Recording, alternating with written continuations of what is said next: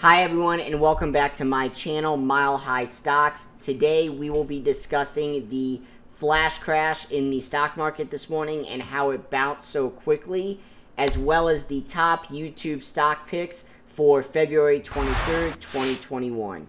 But before we get started, please go hit the subscribe and like buttons and be sure to turn on notifications. Thank you for hitting the subscribe and like button. Now let's dive into our analysis for the week. Whenever you experience a flash crash in the stock market, where you have a massive sell-off in the first hour of the stock trading day, in the first hour of market open, it is essential to understand that it is okay and encouraging to buy the dip. Many investors make the mistake of buying high and then trying to sell higher.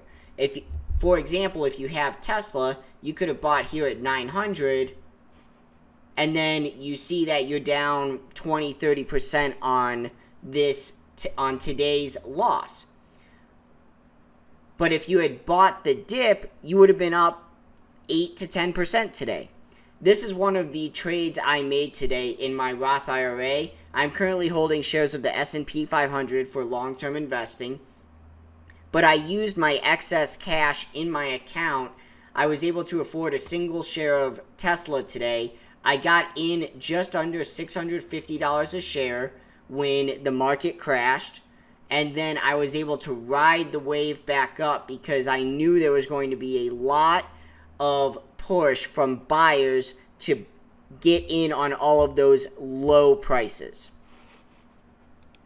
Many investors are always too eager to sell when there is a flash crash or a market sell-off in the first hour, unable to realize that many times the market will actually bounce and outperform and even finish higher than where it opened to begin the day.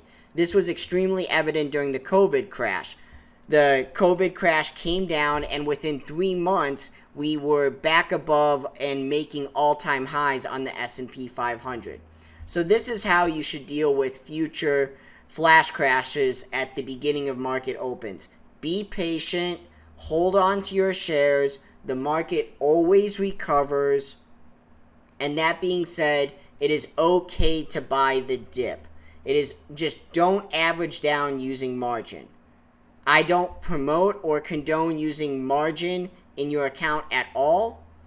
I used the excess cash I had. I don't use any debt when trading stocks.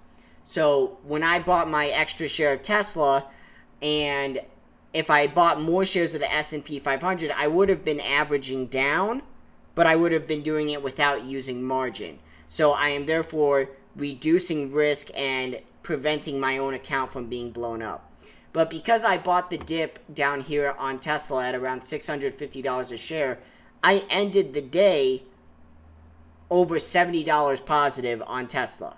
So I made $70 on a $650 investment. That is around 8 to 9%, which was a fantastic day. And I'm looking to ride this on a swing trade all the way back up to $850, $900. The next stock I'm looking at is X1. As you can see on X1, I want to keep watching it for the next few days, but you had a clear bounce off the 50 moving average. I want to see if this can hold the next few days off the 50 exponential moving average.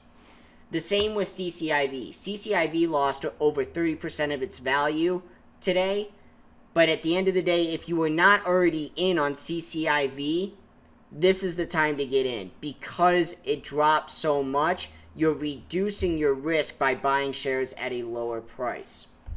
And the next one, which I am more bullish on, is CLOV. As you can see here, you have a critical support line at around $10 per share.